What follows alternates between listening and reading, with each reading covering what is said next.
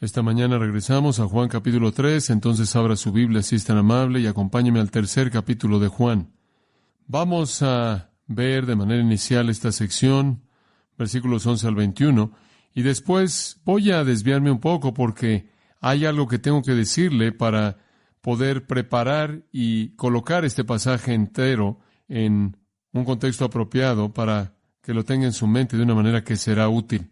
Pero permítame leer donde nos quedamos en nuestra explicación de la conversación entre Jesús y Nicodemo en los 10 versículos de apertura, en donde Jesús le habla acerca de nacer de nuevo, nacer de arriba, y hablamos del nuevo nacimiento, hablamos de nacer de arriba. Es una obra de Dios, es una obra divina, es una obra de gracia soberana y poder soberano, es una obra monergista, unilateral de Dios, que no es una obra sinergista en donde usted tiene a Dios participando con el hombre. No es una especie de labor conjunta entre la voluntad y el poder del hombre, la voluntad y el poder de Dios. Es una obra singular de Dios mediante la cual Él desciende del cielo, irresistiblemente trae un llamado que llamamos el llamado eficaz en el corazón del pecador, trae al pecador a sí mismo, regenera a ese pecador y después justifica a ese pecador, santifica a ese pecador y después glorifica a ese pecador. Es una obra de Dios. El nuevo nacimiento es nacer de arriba. En la ilustración misma del nacimiento, presenta el punto porque nadie participa en su propio nacimiento.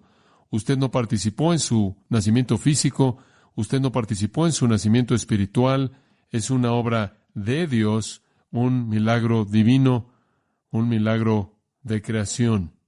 Entonces, explicamos eso, versículos 1 al 10, con Nicodemo. Nuestro Señor continúa hablándole a Nicodemo, pero más allá de Nicodemo, porque conforme usted comienza en el versículo 11, los pronombres están en plural, conforme Él dice, digo a vosotros. En el versículo 11, el pronombre es plural. Entonces, lo amplía más allá de Nicodemo para cualquier otra persona que estuvo ahí escuchando y a todo mundo quien jamás leerá esto. Retomamos el monólogo, la conversación termina en el versículo 10.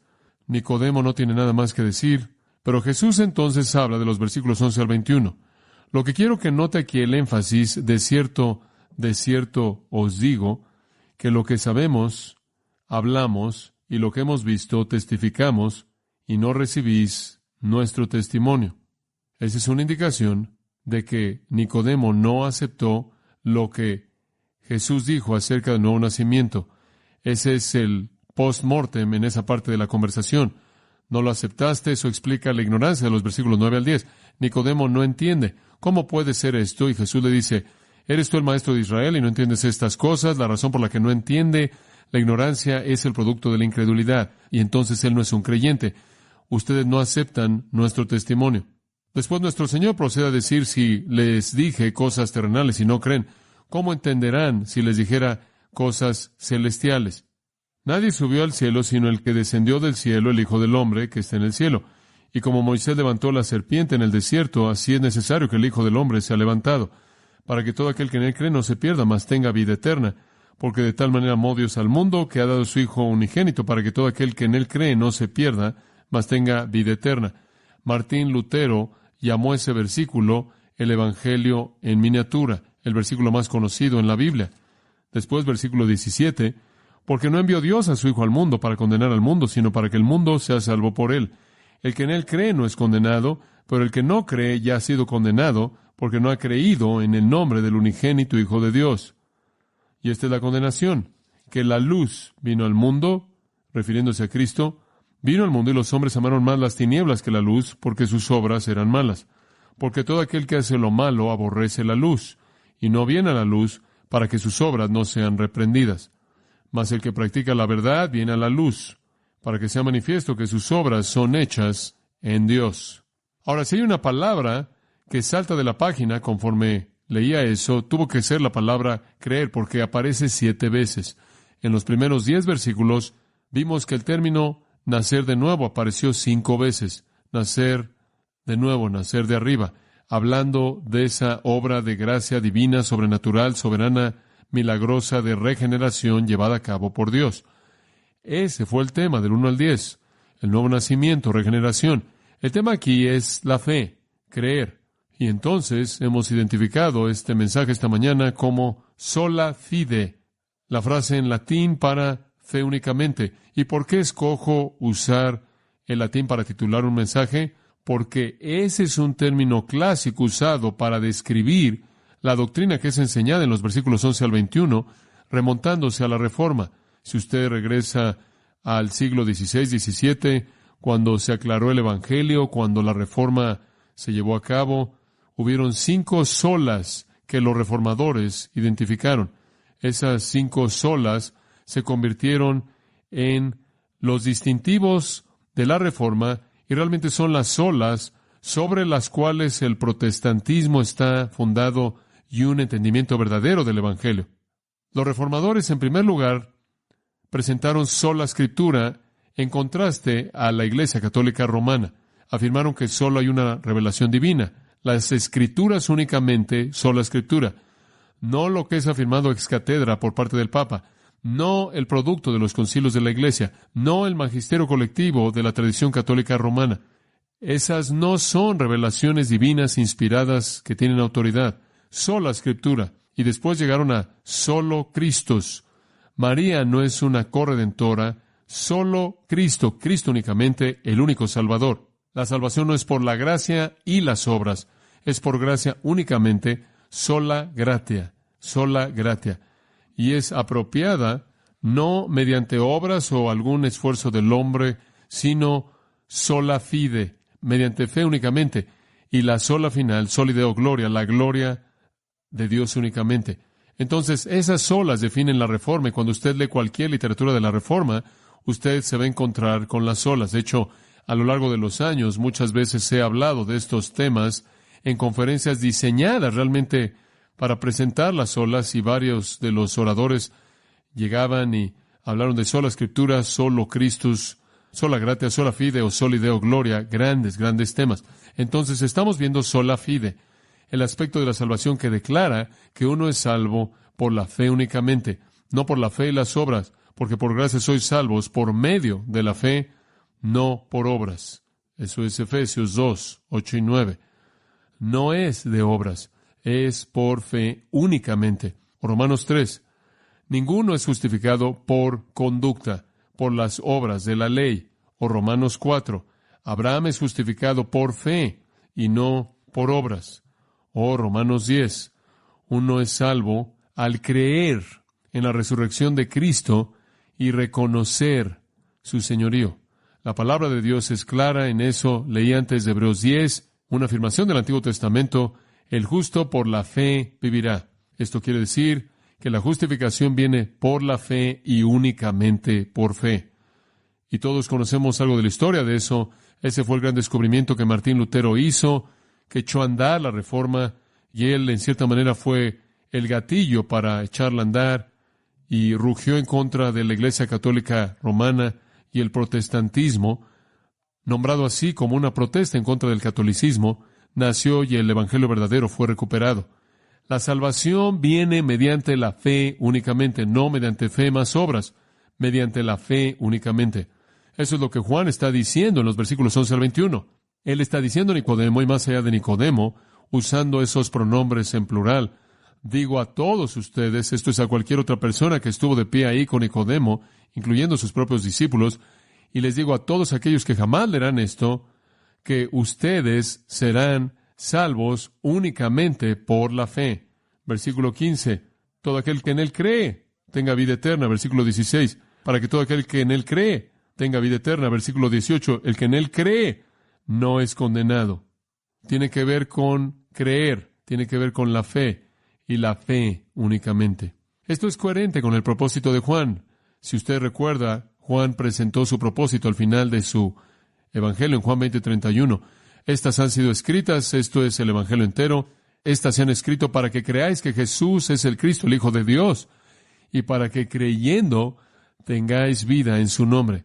Juan, de manera coherente, dice que la vida eterna, esto es el perdón de los pecados, la reconciliación con Dios, la esperanza del cielo, viene a aquellos que creen. Es únicamente por la fe. Ahora, lo que es fascinante de esto es el hecho de que viene después de los versículos 1 al 10. Simplemente piensa en esto. Jesús le está hablando a un incrédulo. Él está hablando a un hombre quien está en una religión defectuosa, hereje, apóstata.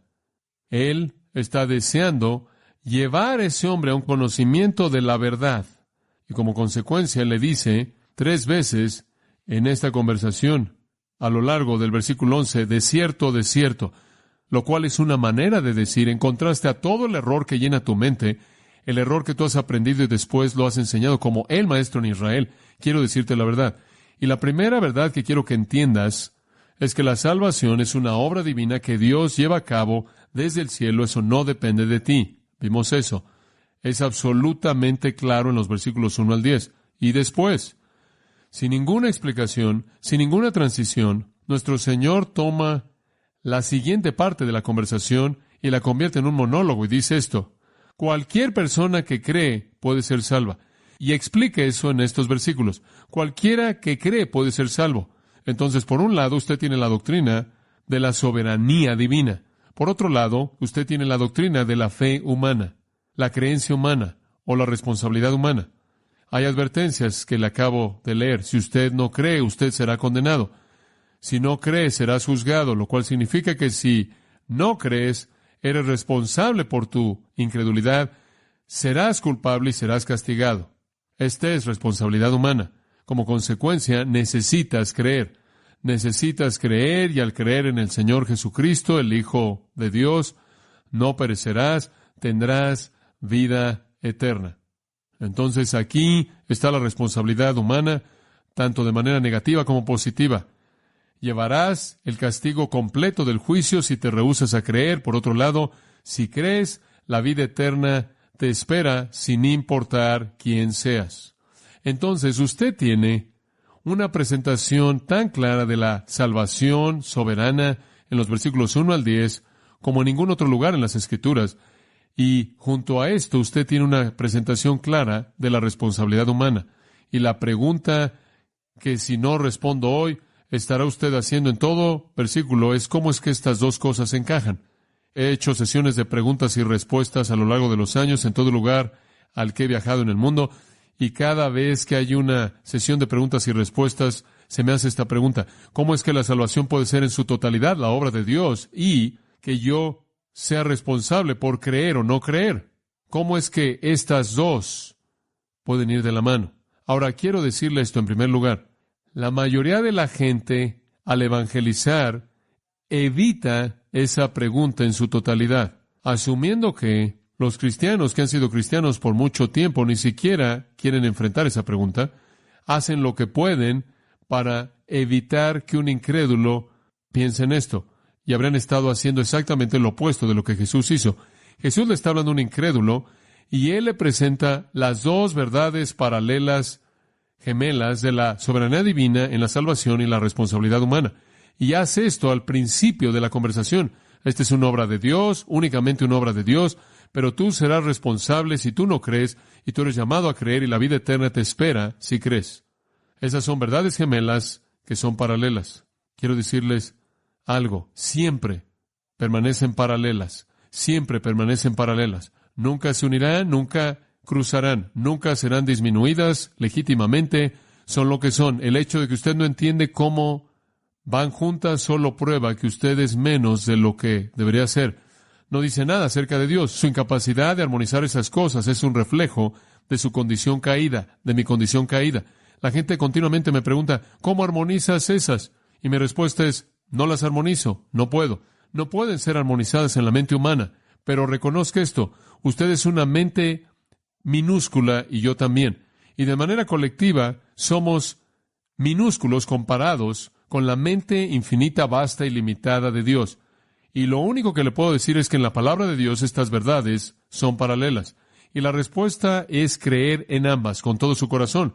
Y una de ellas, la soberanía divina, va a informar su adoración, y la otra, la responsabilidad humana, va a motivar su evangelismo. Entonces, ¿cómo debemos entender estas cosas? Bueno, vamos a entrar al texto y voy a mostrarle la condición de la incredulidad, el reconocimiento de la creencia y la condenación de la incredulidad, pero vamos a dejar eso para la próxima vez. Quiero hablar de este asunto en particular porque, como dije, si no lo hago, en todo versículo usted va a tener este dilema en su mente acerca de cómo es que esto funciona. ¿Cómo podemos estar diciendo estas cosas acerca de que debe creer si usted cree que puede ser salvo, y hacer que encaje eso con lo que ya sabemos de la soberanía divina en la salvación? ¿Cómo es que esas cosas se unen? No se unen. Lo vuelvo a decir, son verdades paralelas. Ambas son verdad. He vivido por mucho tiempo y he visto todo esfuerzo imaginable, todo esfuerzo concebible por armonizar esas cosas por parte de personas bien intencionadas, personas muy dotadas, predicadores bien conocidos, teólogos, escritores, comentaristas que han tratado de armonizarlas. Cualquier persona que trata de armonizar esas dos cosas destruye la una o ambas o la otra. Usted no las puede cambiar, no puede alterarlas. Usted debe estar contento con creer ambas. Ahora, ¿cómo puedo ayudarle a enfrentar eso? No puedo armonizarlo. No puedo resolver su dilema. No puedo responder la paradoja aparente. Entonces, ¿con qué me quedo? Quiero que esté cómodo con su incapacidad de no comprenderlo. Muy bien, ese es mi objetivo. Muy bien, simplemente quiero que esté totalmente feliz porque no lo entiende. Muy bien, entonces simplemente para que descanse, deje de pelear contra eso. Ahí es hacia donde vamos el día de hoy. Quiero que esté cómodo con el hecho de que, wow, quizás simplemente no entienda algo. Sé que eso es algo muy serio de escuchar debido al orgullo humano, pero tiene que superarlo y esté contento con no entenderlo. Ahora, quiero que entienda que cuando la Biblia trata con estas cosas, no se explica a sí misma. No es consciente de sí misma. Usted no lee, y sé que esto es muy difícil de entender. Usted no tiene aclaraciones como esa. No tiene afirmaciones de aclaración, no tiene esfuerzos por hacer explicaciones. Estas cosas son afirmadas en las Escrituras como realidades paralelas y nunca realmente se explican o son armonizadas porque ambas existen. Y el hecho de que no podemos entenderlas nos deja con una opción, y eso es creer ambas y estar contentos con eso. Permítame darle un par de ilustraciones para ayudarle con su consuelo. Pase Isaías 10. Y esto quizás parezca un ángulo diferente de esto, pero quiero mostrarle para que pueda ver cómo Dios nos muestra estas cosas, quizás en maneras sorprendentes. Dios tiene una voluntad, sabemos eso. Dios va a cumplir su voluntad. Lo que el Señor quiere lo hace, lo que Él determina lo cumple. La voluntad del Señor no puede ser estorbada. Él es absolutamente soberano. Él hace lo que Él quiere en toda vida. Él hace lo que quiere entre los hombres. Él hace lo que quiere en el mundo. Él cumple sus propósitos. Ese aspecto de la soberanía de Dios es claramente revelado en todas las Escrituras. Pero aquí hay una ilustración muy interesante de cómo eso va de la mano con la responsabilidad humana. En el 10º capítulo de Isaías, Dios presenta a Asiria, la nación de Asiria, y Él presenta a esa nación pagana idólatra de una manera muy interesante. Versículo 5 de Isaías 10. Oh Asiria, viene un juicio sobre Asiria, un juicio de Dios. Ay, es un término hebreo onomatopéyico, decimos ay en español, de hecho en hebreo oye ya, es ese tipo de gemido, eso es lo que quiero decir con onomatopéyico.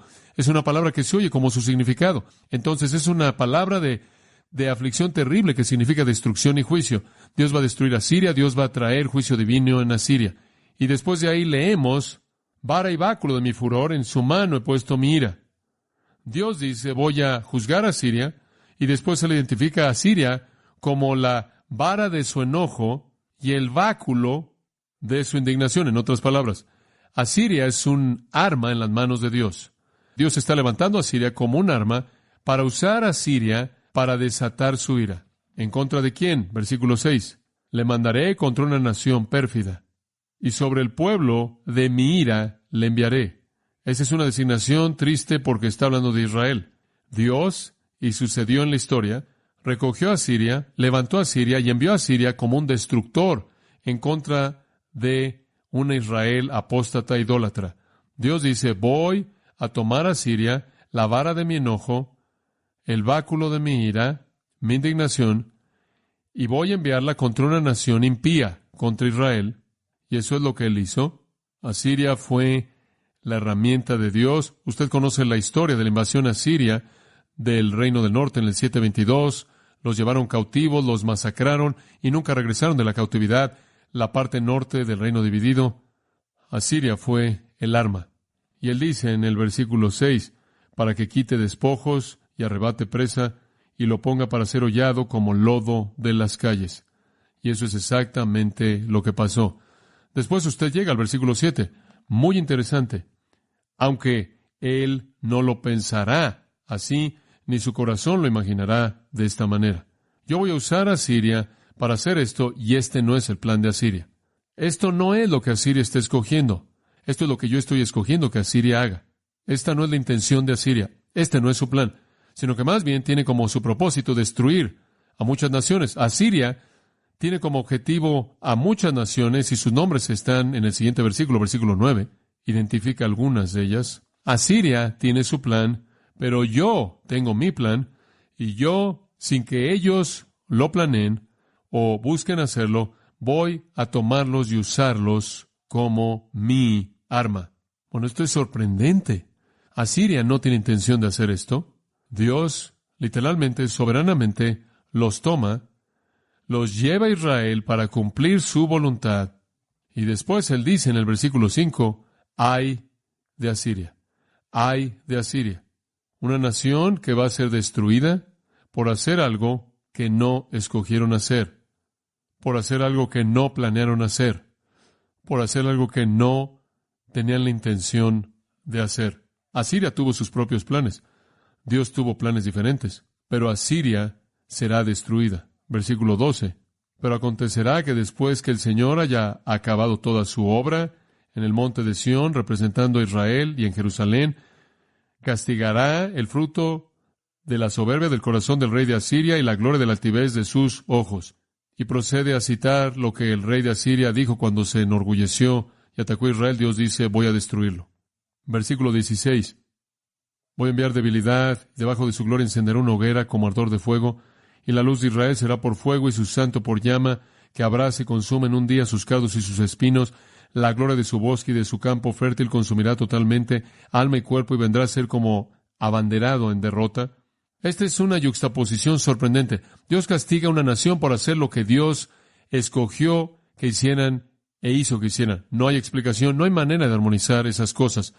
Responsabilidad plena por el orgullo cayó sobre el rey de Asiria. Responsabilidad plena por la intención mala y la masacre cayó en Asiria.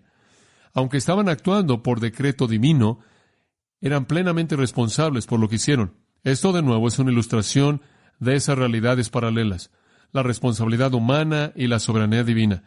Y siempre serán paralelas y siempre tendrán que ser entendidas de esa manera. Los pecadores tienen el peso pleno de la responsabilidad de sus actos de desafío en contra de Dios, aun cuando Dios los está usando para cumplir sus propósitos. Y sin embargo, todas las cosas son decretadas y determinadas por Dios en su fin determinado. Permítame llevarlo al Nuevo Testamento por un momento. Pase a Mateo capítulo 11. Mateo capítulo 11, y este puede presentar el punto de manera más clara. Mateo capítulo 11, versículo 27. Este es un versículo de soberanía divina. Todas las cosas me fueron entregadas por mi Padre. Ahora escuchen.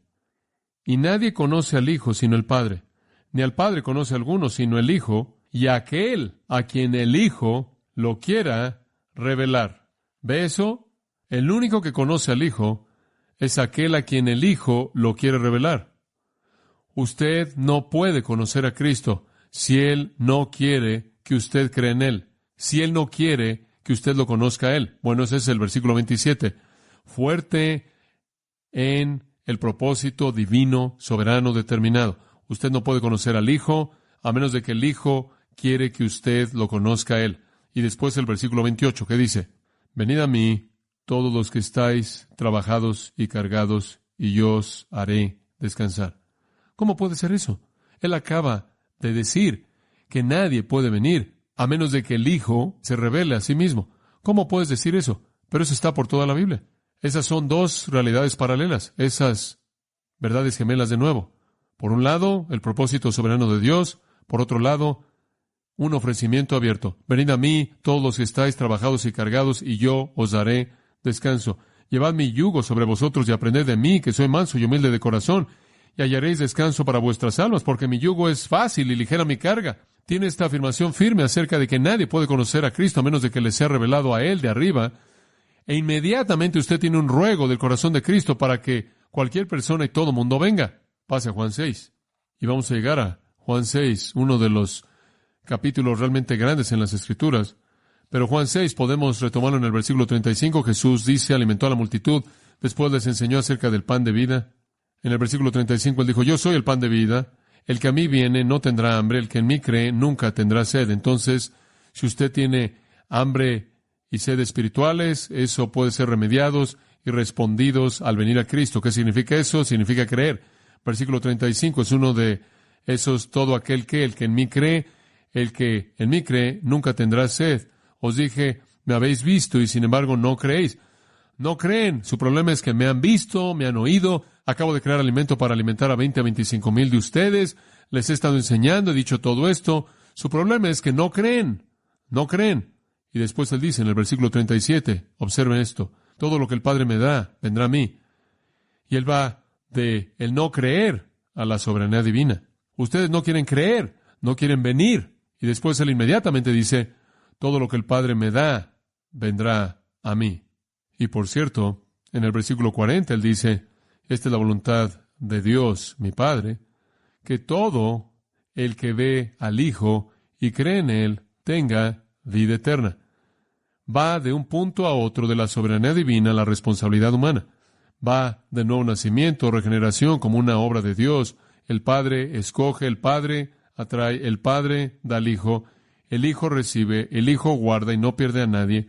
Ese es el lado divino y simplemente se mueve fácilmente, sin una explicación, a la realidad de que cualquier persona, todo aquel que cree, puede tener vida eterna. Ahí en el versículo 44, ninguno puede venir a mí si el Padre que me envió no le trajere. Bueno, no puedes venir a menos de que el Padre te traiga. Sin embargo, versículo 45, todo aquel que oyó al Padre y aprendió de Él, viene a mí. Eso parece apoyar la idea de que esta es una obra divina de Dios. De hecho, versículo 46, no que alguno haya visto al Padre, sino aquel que vino de Dios, éste ha visto al Padre. Esto está hablando del lado divino. No pueden conocer al Hijo, no pueden conocer al Padre, no pueden conocer la vida eterna a menos de que Dios te traiga, a menos de que Dios te llame. Y sin embargo, versículo 47, de cierto os digo, el que cree en mí tiene vida eterna. Es cuestión de creer. Versículo 57, como me envió el Padre viviente y yo vivo por el Padre, asimismo el que me come, él también vivirá por mí. Lo único que tiene que hacer usted es creer en Cristo, recibir a Cristo y tendrá vida eterna. Y en el versículo 63 es el Espíritu que da vida. Eso es regeneración, eso es Juan 3, 1 al 10. Ese es el nuevo nacimiento, la regeneración, nacido de arriba. Es el Espíritu quien da vida, es el Espíritu quien da vida. Sin embargo, versículo 64, pero hay algunos de vosotros que no creen. Hay algunos de vosotros que no creen. Ese es su problema. Y como resultado de eso, versículo 66, desde entonces muchos de sus discípulos volvieron atrás y ya no andaban con él. Y dijo entonces Jesús a los 12, ¿queréis acaso iros también vosotros? Le respondió Simón Pedro, Señor, ¿a quién iremos? Tú tienes palabras de vida eterna, y nosotros hemos creído, y conocemos que tú eres el Cristo, el Hijo del Dios viviente. De un lado al otro, de la decisión soberana de Dios, la revelación soberana del Padre y del Hijo, la obra soberana del Espíritu, quien da vida, a creer, a no creer, esas cosas están lado a lado en las Escrituras en todos lados. Dos verdades paralelas que deben ser afirmadas, aun si no son comprendidas de manera plena. En el segundo capítulo del libro de Hechos hay otra de estas ilustraciones en donde Pedro está predicando en el día de Pentecostés y él condena a los judíos por rechazar a Cristo y crucificar a Cristo. Él dice, varones de Israel, escuchen estas palabras, Hechos 2:22, Jesús Nazareno, hombre afirmado por Dios con milagros, maravillas y señales que Dios llevó a cabo mediante él en medio de vosotros, así como vosotros mismos sabéis. Este hombre, entregado por el determinado consejo y anticipado conocimiento de Dios, clavasteis una cruz y matasteis. El plan predeterminado de Dios, sin embargo, lo clavaron a una cruz. Y sabemos a partir de la enseñanza de nuestro Señor que eran responsables por eso, que su casa fue desolada, eran culpables no solo de apedrear a los profetas, sino de matar al Hijo de Dios mismo, y eran plenamente responsables por su incredulidad y por su acción en contra de Cristo, sí, por el plan predeterminado y preconocimiento de Dios. Sin embargo, plenamente responsables aquellos que lo rechazaron y le quitaron la vida. En el capítulo 4 del libro de los Hechos, verdaderamente en esta ciudad se congregaron en contra de tu siervo Santo Jesús, a quien tú ungiste hablando de Dios, Herodes, Poncio Pilato, los gentiles, el pueblo de Israel, para hacer lo que tu mano y tu propósito predestinaron que ocurrieran. Entonces ahí los judíos, los romanos, Pilato, Herodes, toda persona involucrada en la ejecución de Jesús, estaban haciendo lo que quisieron hacer en incredulidad y en una iniquidad sin límites. Sin embargo, están ejecutando el propósito predestinado por la mano de Dios. Esas verdades paralelas. El Antiguo Testamento profetizó la traición de Jesús, profetizó a Judas, El Nuevo Testamento registra el hecho de que Judas fue el cumplimiento de aquel de quien se profetizó que levantaría su mano. Su propio amigo, quien levantaría su mano en contra de él. Fue ordenado por Dios que Judas fuera un traidor. En Juan 18, Jesús dice, no he perdido ninguna de ellas, excepto el hijo de perdición, para que la Escritura se cumpliese.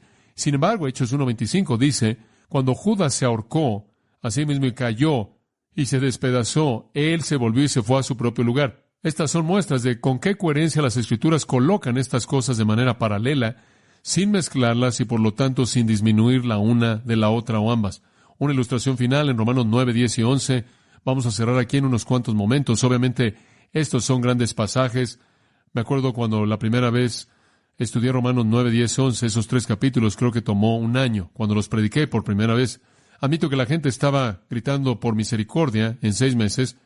Lo hicimos en un año, pero simplemente para darle el panorama. Capítulos 1 al 8 el Evangelio, capítulos 1 al 8 el Evangelio.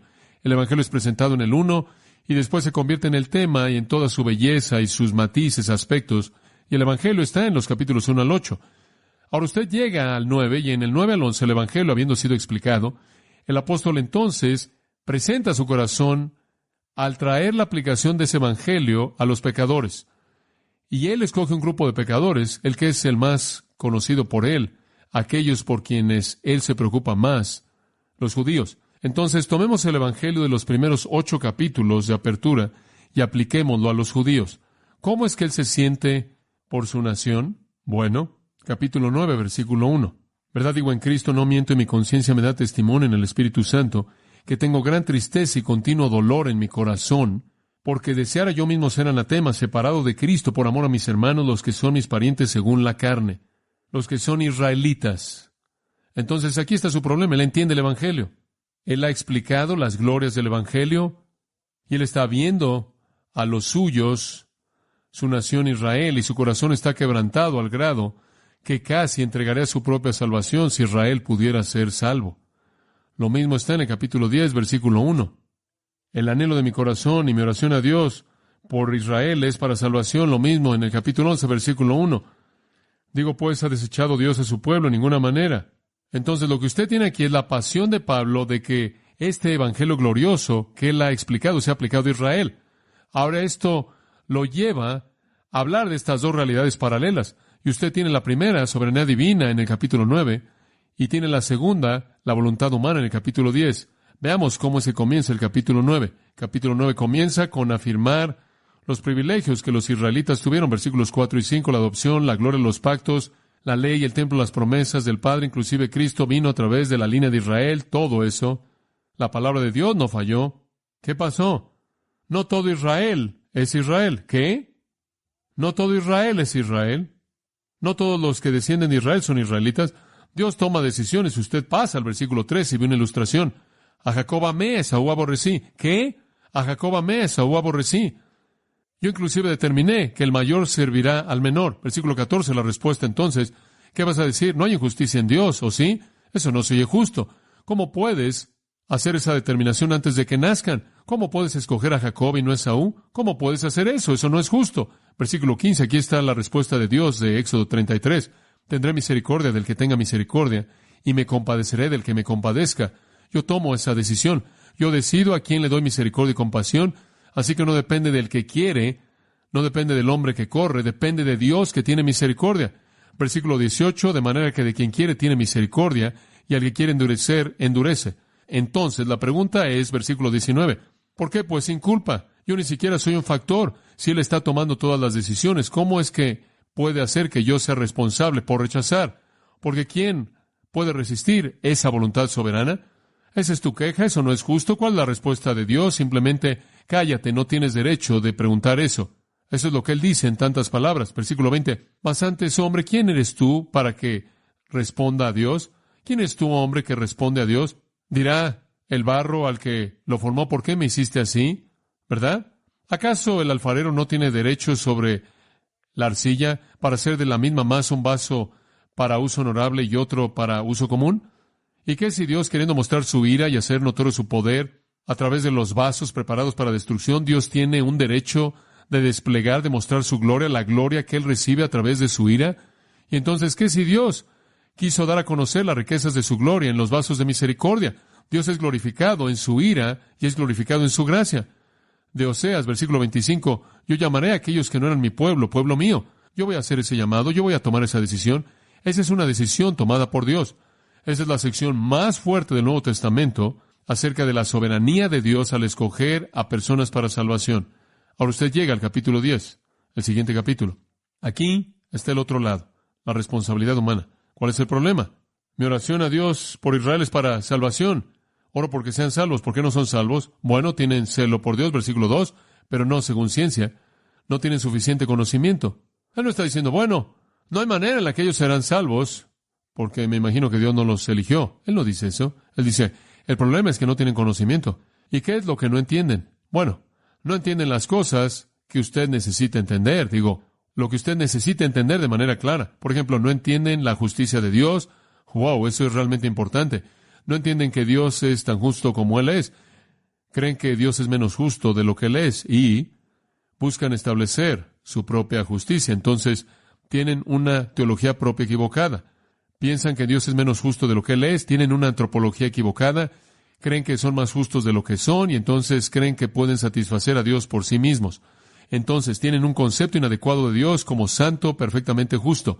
Tienen un concepto totalmente incorrecto de sí mismos como personas que son total y absolutamente pecaminosas, y por lo tanto no se sujetan a sí mismos a la justicia de Dios. En otras palabras, no caen bajo la carga de reconocer que nunca pueden alcanzar la justicia de Dios, y por lo tanto no claman a Cristo para terminar el reinado de la ley y traerles justicia. ¿Y cómo va a pasar eso? Viene a todo aquel que cree.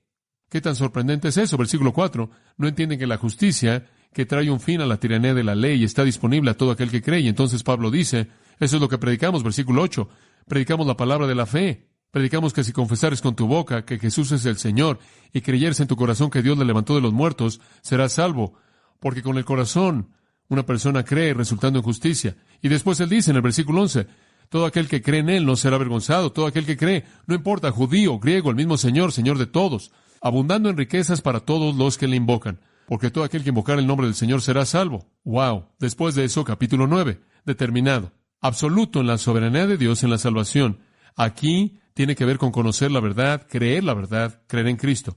¿Cómo respondemos a estas dos cosas? Bueno, tenemos un mandato. Versículo 14. Y así es como lo resuelves. ¿Cómo invocarán a aquel en el cual no han creído? ¿Y cómo creerán en aquel de quien no han oído? ¿Y cómo irán sin un predicador? ¿Y cómo irán sin haber quien les predique? ¿Y cómo predicarán si no fueran enviados? Como puede ver, la fe, versículo 17, viene de oír la palabra de Dios acerca de Cristo. Entonces, ¿cuál es nuestra responsabilidad? ¿Subirte a una torre, aislarte y encontrar una solución a estas dos verdades paralelas? ¿Tratar de encontrar una manera de resolver la paradoja aparente? ¿Tratar de elevarnos al nivel de la mente del Dios infinito? No. Nuestra responsabilidad es reconocer esto. Se nos ha dado un mandato y una comisión de ir a todo el mundo y predicar el Evangelio a toda criatura, porque todo aquel que cree puede ser salvo. Cualquier persona que cree será salva. Todo aquel que viene a mí, Jesús dijo en Juan 6, nunca le echaré fuera. Las únicas personas que pueden venir a Él y creer son las que oyen. La única manera en la que pueden oír es si vamos y les decimos. Si este asunto de soberanía y responsabilidad humana no fuera nada más para usted que algún tipo de ejercicio mental, entonces no he entendido el punto. Somos responsables por la proclamación del mensaje de salvación hasta los fines de la tierra. Hasta los fines de la tierra. Y si hacemos eso, dirán lo que se registra en el versículo 15, tomado de Isaías 52. Cuán hermosos son los pies de los que anuncian la paz, los que anuncian buenas nuevas, el Evangelio. Al final, la palabra final, y es una magnífica, viene al final del capítulo 11, al terminar el capítulo 11. Versículo 33, ahora que sabemos cuál es nuestra misión, ir al mundo y predicar el Evangelio, ser los predicadores que son enviados, hablar la verdad para que la gente oiga, crea, hablar la verdad para que la gente pueda oír, creer y ser salva. Pero aquí es donde viene la resolución final, versículo 33 de Romanos 11. Este es Pablo, y Pablo entendió estas dos verdades paralelas. Ciertamente también como cualquier ser humano podría entenderlas. Y él dice esto, oh profundidad de las riquezas de la sabiduría y de la ciencia de Dios. Lo primero que debemos reconocer es esto. Lo que Dios conoce y lo que Dios entiende va mucho más allá de nosotros.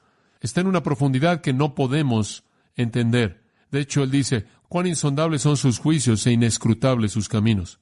¿Puede tomar la instrucción de eso? Usted no puede entender estas dos cosas y cómo armonizan en la mente de Dios. Usted nunca las entenderá en esta vida. Son inescrutables e insondables. Hay muchas personas que les gustaría darle a Dios un poco de consejo y su idea de armonizar esto. Pero el problema está en el versículo 34. ¿Quién conoció la mente del Señor y quién se volvió su consejero? ¿Usted cree que Dios está esperando que usted le dé algún tipo de sugerencia para que Él sepa cómo simplificar? ¿Quién cree usted que es? Usted no conoce la mente del Señor, usted ni siquiera puede acercarse, usted no lo va a aconsejar. Además, en el versículo 35, Él no tiene la obligación de darle a usted más información de la que usted tiene. ¿Quién le dio al primero para que le fuese recompensado? ¿Cree usted que Dios le debe algo? ¿Cree usted que Dios le debe a usted una explicación? No, al final, porque de Él, por Él y para Él son todas las cosas. Lo colocamos ahí, lo dejamos ahí. A Él sea la gloria por los siglos de los siglos. Amén. Ahora, hice eso, dije todo eso, lo llevé a lo largo de todo eso para que comencemos a ver la función que la fe tiene. Usted va a estar en paz y descanso conforme piense en esa comparación en la sección maravillosa de la regeneración, la obra divina de Dios. ¿Se siente un poco más cómodo con esas dos cosas? Espero que sí. Ese es el punto. En el Salmo 77, versículo 19 dice, tu camino estuvo en el mar y tus caminos en las aguas poderosas. Me encanta esto.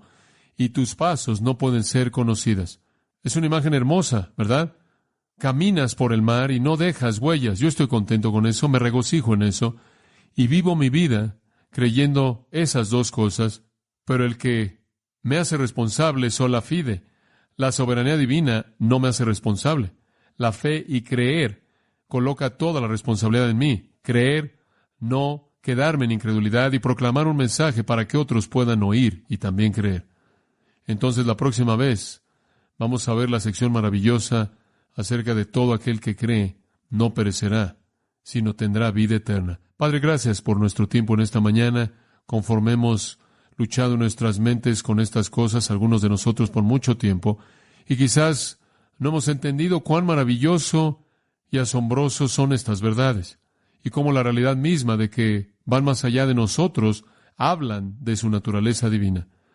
Te honramos, te adoramos, te amamos, te exaltamos, e inclusive en todos nuestros esfuerzos por hacer eso, no podemos comprenderte como realmente eres. Anhelamos el día en el cielo, cuando nuestro conocimiento será perfeccionado y nuestro entendimiento será aclarado y podremos glorificarte de manera perfecta. Hasta entonces, te damos la honra que el apóstol te dio y decimos con él que de ti, por ti, para ti son todas las cosas, a ti sea la gloria por los